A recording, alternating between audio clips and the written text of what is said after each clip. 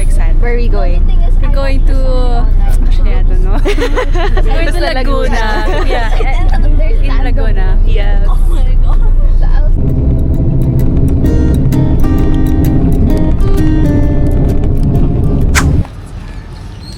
Is this where like, this is where Jose Rizal lumago? I think so. Yan, forward po, forward. Makasaysayang araw sa ating lahat. Ngayong araw na ito, while learning, so we are here in Los Baños, Laguna. So Laguna ang pangalan ng province na to kasi, ano yung nakikita nyo doon?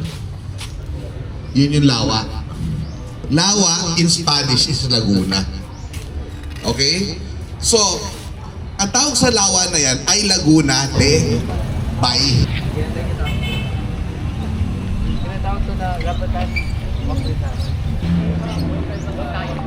Wanna check like the likod of Wanna check like the likod of Sure. What are the chances na kadugo mo pala sa Rizal?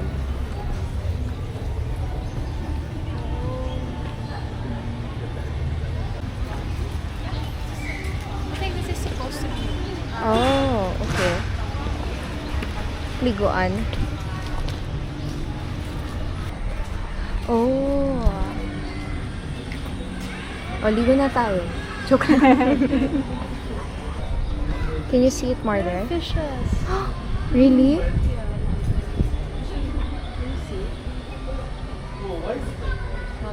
Oh, okay, I see them.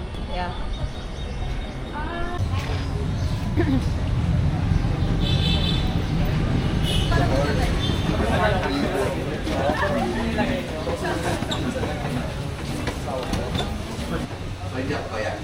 But for my role as historical consultant for the marketing.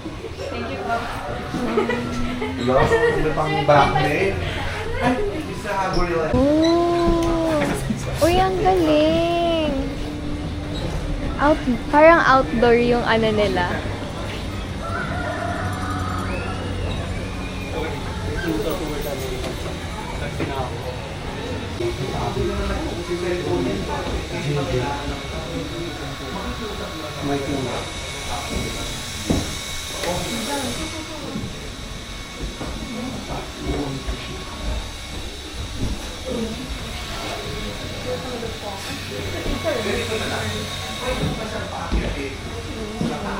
Nangyari. So pagka hindi na gustuhan sila ng politiko, tanggal sila.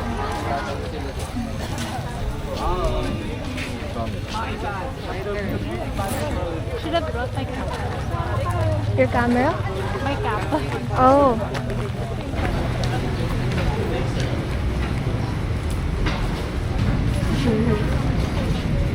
Where are we now? We are in the bahay. Ay, birthplace of Rizal pala.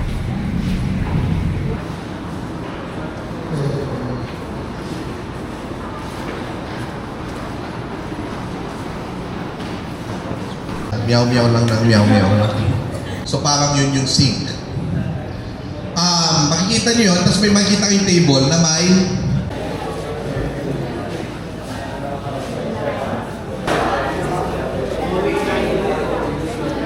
The orange.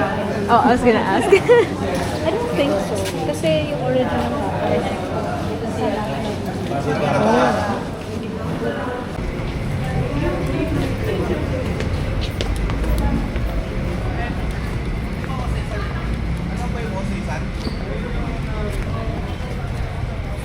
Oh, hayop gozaimasu.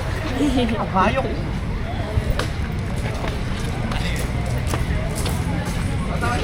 So yan yung kubo, may approximation ng kubo. Tapos kunwari picture tayo. 100th birthday of Rizal. My birthday. On June 19, 2011 was the 150th birthday of Jose Rizal. Where are we going now? We're going to the grave of Rizal. Yes. Ay, ito na pala.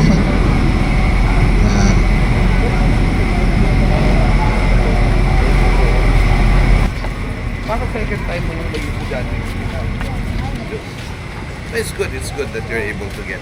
Enjoying so far?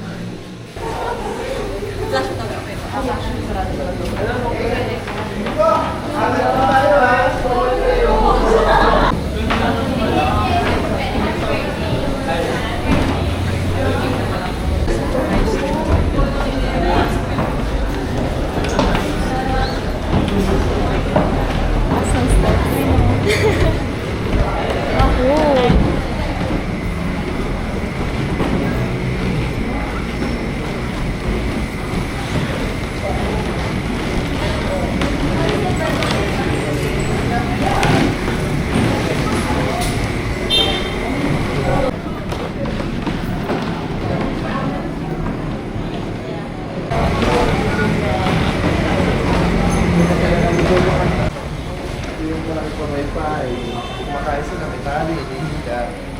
Gugawin yung langaw, tapos pupulos ng hangin. Yan. Ang galing. Noon, nung wala pa ang kabahayan dyan, kapag dapit hapon na, yun yung lake, di ba? Reflection ng lake sa sky, maano dito sa bahay. Kaya ang paboritong pinapakwento ni Dr. Jose Rizal ay yung regarding sa mga manananggal, tikbalang, yung mga duwende. Ganun ang pinapakwento niya sa natin. Okay, so may takina tayo sa baba. Tapos kami tayo going to St. John the Baptist kung saan Diyan pumapabas siya, muli namin mamili.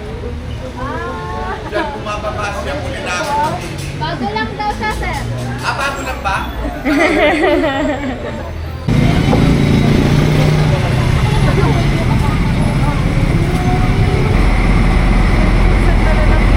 saan mismo binatay si Dr. Jose Rizal, no? Pagkapanganak, 3 araw pa lang, bininyagan na siya. Okay? Tapos, mag-aalay tayo na panalangin. Then,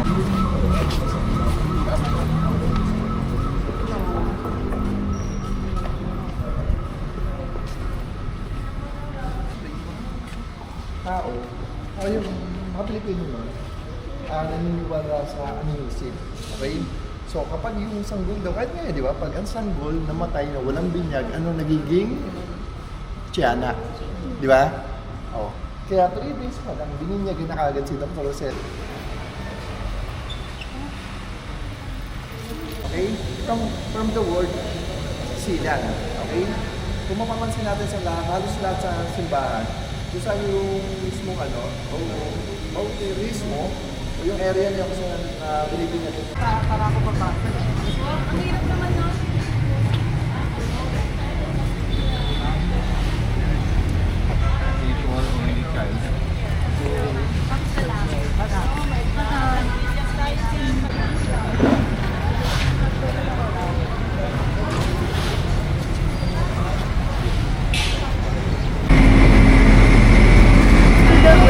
We're in Jollibee right now.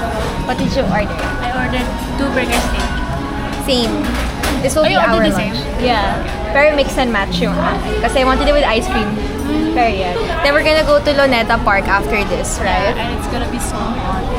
Look how funny I look. I'll vlog you.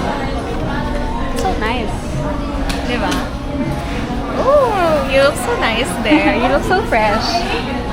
Guys, this is Jackie again. And in mini-interview, how old are you, Jackie? I'm 20. You're Registered 20. What's your course? Management. Management. Pero hindi ko ilalagay yung Instagram niya, guys. I'm gatekeeping her. Keep. Eme. We're just gonna eat lunch and then we're gonna leave again. National Library.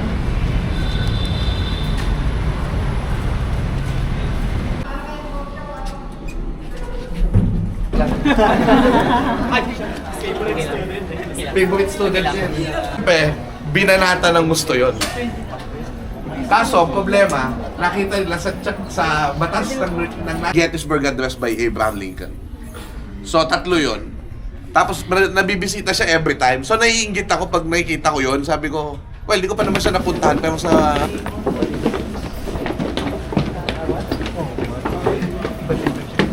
Itong Katagalugan na pinamamahalaan ng unang panahon ng ating tunay na mga kababayan ay nabubuhay sa lubos na kasaganaan at kaginhawaan. Okay?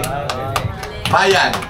Next part, Pueblo, Filipinas. Kasi sa pagpapatunay ng mundo'y bilog, napadpad siya sa Philippines. Nasa Philippines? Ay, nawala na. Hindi, ito. Nawala. Kasi dati umiilaw tong globo, kakapindot nila para umiilaw. Ayan, na ganyan na. Maynila or what? Or Bai. So, Mai kasi yung nilagay sa Chinese. Mai is the name of my wife. Panatag Shoal under Spanish colonial jurisdiction and the Spratly Islands after no? Pero yung Pilipino lumalaban. Laban-laban o bawi-bawi. So ito, in fairness din sa mga Spanish, gumawa sila ng dictionaries. Bible na iba, sinasabi ng church, magtayo ka ng ibang church. Kaya bawal basahin ng Bible ng laity. Ginawang parang weapon. So paano ba yun? Kapagin ng Mariana kang pupuno ka ng Alcansya, yung pala yung sumasayo. Bukod na pinagpalat, pinagkit sa lahat pinagpalat. Bukid number 1. Pedro Paterno. Pero anong nangyari? Si Bibo King number 1, dumating sa party na lasing ang puta. Después, ito yung kanyang dedication sa bayan. Sabi niya, nakatala sa kasaysayan ng sangkatauhan na may isang malalang kanser na hindi magamot. At ang ginagawa niya ay dinadala sa steps ng templo upang sino man ang makapagbigay ng lunas ay makakapagbigay ng lunas. So, ina-expose niya yung practical commission ng Madjoha. So, anyway.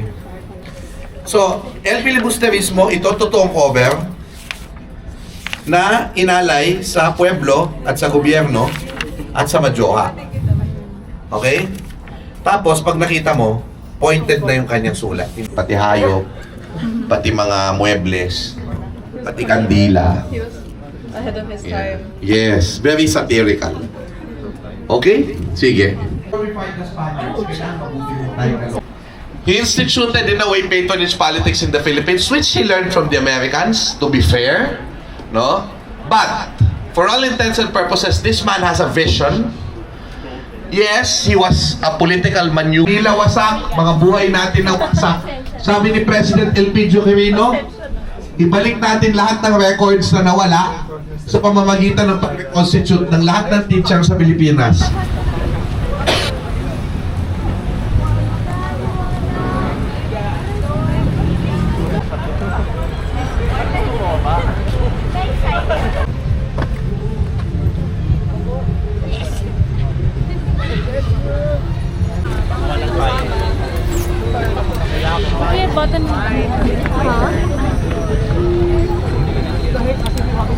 It started raining.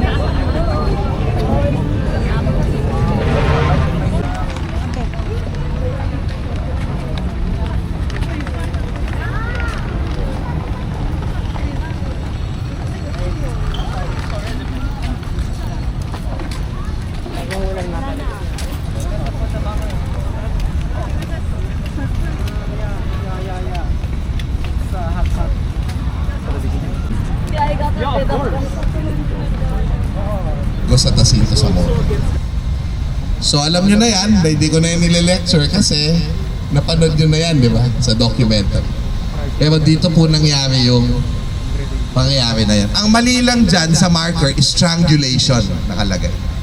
The landscape garden was made by a national artist in architecture, Ildefonso Paez Santos, national artist for architecture. And yung mga sculptures na makikita nyo ay galing kay master sculptor Eduardo Castrillo. Malapit sa puso. So may plano pala siya. At doon makikita ninyo merong tablo doon, tinitignan nung doktor ng mga sundalo Maraming salamat kung ano sa inyo, yung ha? So, sa mga susunod, sana magkita pa tayo. Kung meron ulit kayo, check na ang inyong mga gamit kasi yun ang isa sa mga pinaka-importanting gagawin natin na sana ay wala kayong So guys, makalimutan. we are now on the way home and that's it Yung for today's yung vlog. consent, meron bang hindi nakapagpasa?